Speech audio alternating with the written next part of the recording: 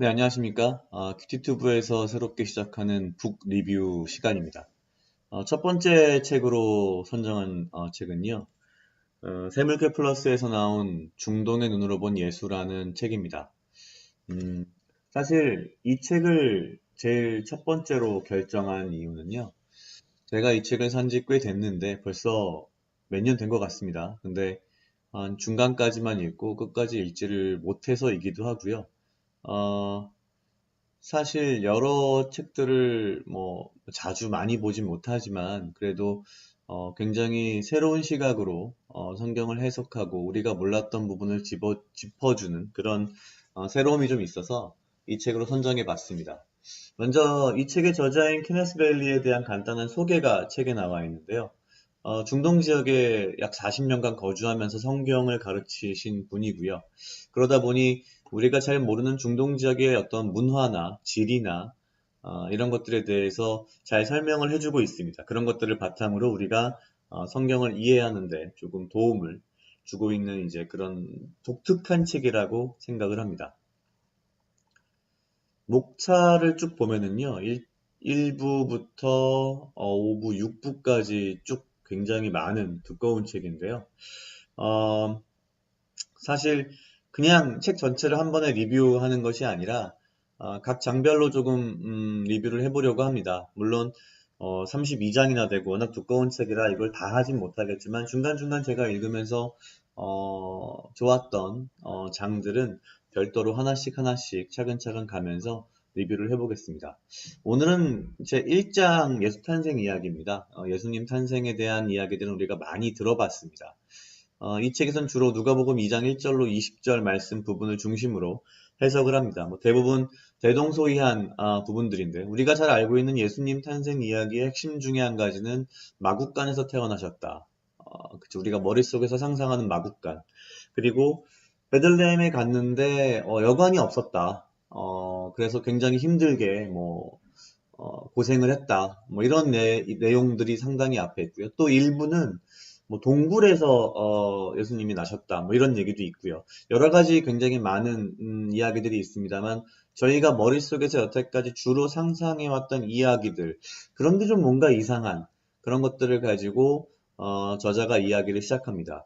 예수 탄생 이야기의 의문점이 몇 가지 있다면 첫 번째는 요셉은 당시에 그가 태어났던 마을로 되돌아온 겁니다.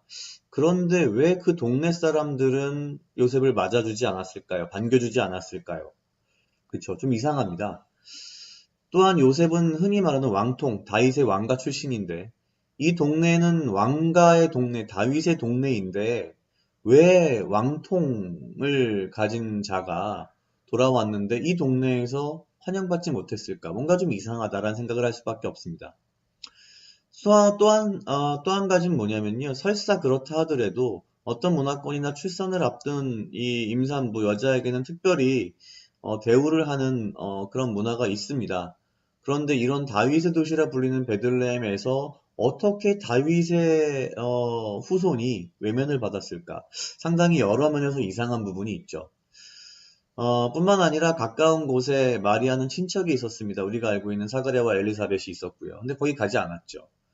뿐만 아니라 어차피 어느 정도 아무리 오래된 옛날이라고 하지만 어느 정도 출산일은 예측했을 것이고 베들레헴에 돌아가는 길이었고 정말 요셉은 출산을 준비할 만한 시간이 없었을까? 시간이 부족해서 정말 마국간에서 그렇게 예수님이 나오셔야만 했을까? 뭐 이런 굉장히 여러 가지 좀 석연치 않은 부분들이 있습니다. 오해의 시작을 떻게 보냐면요. 이 저자는 고대판 가짜뉴스, 우리식으로 말하면 그렇게 표현할 수 있죠. 야고보 원복음이라는 어떤 소설책이 있었답니다. 소설책입니다. 어디까지나 이건 성경이 아닙니다. 우리가 알고 있는 그 야고보와 무관하고요. 예수님 사후 200년 후에 등장을 했다고 합니다.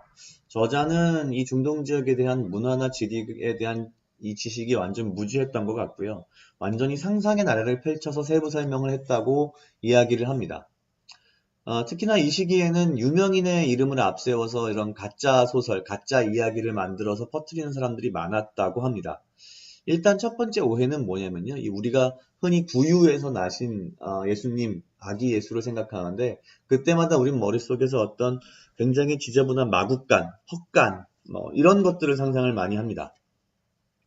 그런데 이건 첫 번째로 굉장히 심각한 오해인 게 과거 중동 지역, 지금까지도 사실 이런 지역이 있다고 하는데 전통 시골 촌락의 어떤 이 몰 이해, 잘 몰랐다는 거죠. 그래서 일단 당시 가장 흔한 일반 농촌의 가정집을 이렇게 그림으로 그려줍니다. 어떻게 설명을 하냐면요. 사실은 집이 대부분 이렇게 생겼는데 우리나라도 과거 이런 집들이 있었었죠. 사실 요 지역이 요 공간이 가족들이 사용하는 집 공간이고요. 요 부분이 사실 마구간이라는 거죠. 그러니까 사실 마구간과 집이 붙어 있는, 그러니까 우리가 생각하는 그런 마구간이 아니라는 겁니다. 아주 지저분하고 뭐 청소도 안 돼 있고 이런 데가 아니고요. 굉장히 깨끗한 가정집 안에 있는 마구간.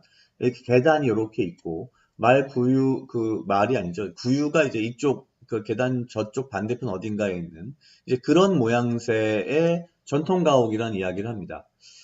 그러니까 사실은 왜 이랬냐면요. 우리나라도 옛날에 그랬지만, 추운 지역이 주로 동물들을 집 안으로 들였고요. 그 다음에 특히나 이제 그 외부의 어떤 침입자, 뭐 늑대이든 뭐 호랑이든 이런 등등등으로부터 가축을 보호하기 위해서도 그랬겠죠. 그래서 사실 이 중동 지역 농촌 가옥과 관련해서 사실 그 나오는 다른 성경의 일부들을 또 같이 이야기들을 해줍니다. 뭐 전부 다 제가 이야기는 못하겠지만요. 예를 들면 그 사울이 신접한 여인을 찾아가는 무당을 찾아가는 이야기가 나오는데 거기에 보면 이런 얘기가 있죠. 신접한 여인이 집에서 살진 송아지를 가져다가 죽여서 이를 요리해서 왕과 신하들에게 내놓았다. 살진 송아지를 밖에서 잡아온 게 아니고 집에서 가져다가란 표현이 있습니다. 이런 가옥 특징 때문이겠죠. 뿐만 아니라 이제 입다의 경우에 입다의 희생제물 이야기를 보면 입다가 이제 전쟁에서 승리하게 되면 그 감사의 희생제물로서 집에 왔을 때 나를 처음으로 영접하는 그 생명체를 희생제물로 바치겠다. 상식적으로 사실 말이 안 됩니다. 우리가 보기에는 아니 사람을 어떻게 이렇게 생각할 수 있지만 어떻게 표현하냐면 사실은 그 밑에 보이는 이 그림처럼 실제 사람이 그 집을 들어가는 방향이 이렇기 때문에 마구간을 먼저 거쳐서 집으로 들어가죠. 그래서 사실은 이 상식적으로는 입다가 생각하기에는 자기가 가장 먼저 마주치는 생물이 그 집에 있는 뭐 소나 뭐 이런 것들일 거였기 때문에 일상적으로 자기 딸이 이렇게 먼저 뛰어나와서 마중을 할 거라고는 생각을 못 했던 거죠. 그게 상식적으로 맞는 얘기일 겁니다. 그래서 우리가 말하는 구유라고 하는 것이라는 건 뭐냐면요. 이렇게 마구간 옆에 그 방바닥의 한쪽 끝을 파서 이렇게 만들어 놓은, 그죠? 요 부분, 요 동그란 부분이 구유일 거다라고 보는 게 합리적인 추론이겠죠. 따라서 예수님이 태어나신 마구간은 우리가 생각하는 더럽고 뭐 냄새나는 그런 마구간은 아니라는 겁니다. 그리고 분명히 요셉은 그 갈 곳이 없어가지고 그냥 아무 마구간, 남의 집 마구간에 들어가서 예수님을 낳은 게 아니고요. 어, 누군가 아는 집에 가서 환대를 받으면서 그 가족이 기거하는 방에 들어간 거죠. 사실 이 옆에 손님방을 이렇게 표현한 이유는 복음서에 보면은 여관에 방이 없어서 뭐 이런 표현들이 나옵니다. 근데 여기서 말하는 여관이 뭐냐에 대한 의견이 분분합니다만 실제 이렇게 봅니다. 그냥 일반 가정에 손님방이 있는데 그 손님방이 다 차서 그래서 그 집 주인이 요셉의 가족을 자기의 가족처럼 맞아들여서 그 방에서 이제 예수님이 태어나셨다. 이렇게 보는 게 맞겠다라는 거죠. 이렇게 봅니다. 예수님의 가족은 베들레헴까지 여행을 갔을 거고요. 누군가 자기 집에 이 요셉의 가족을 받아들였습니다. 그리고 아기가 예수님이 태어나시고 강보에 쌓여서 가족이 기거하는 방에 있는 구유에 누여졌다는 거죠. 이게 굉장히 그 당시 문화로는 일상적인 당연한 그런 부분이었다고 볼 수 있고요. 다만 이미 손님방에 다른 손님이 있었을 것이다라고 예측을 할 수 있고, 요셉의 가족을 자신의 가족과 같이 동등하게 맞아들이는, 그래서 가족의 방에서 기거했다는 그런 우리가 추측을 할 수 있습니다. 그래서 우리가 생각하는 것처럼 요셉이 뭐 베들레헴에서 배척을 당했거나 갈 집이 없었거나 뭐 여관이 꽉 차서가 아니고요. 물론 손님방은 차 있었지만 굉장히 환대를 받으면서 누군가의 집에 들어가서 그들의 집 안방에서 예수님이 태어나신 거다. 뭐 이렇게 보는 게 맞겠다라는 거죠. 그래서 사실 그런 마국간이라고 하는 부분, 구유라고 하는 부분은 우리가 당시 중동의 문화나 어떤 이 집의 특성을 잘 이해하지 못해서 잘못 이해하는 부분들이 있지 않았나. 우리가 생각했던 여태까지의 많은 오해들, 그리고 많은 이 크리스마스 성극에 등장하는 배경들이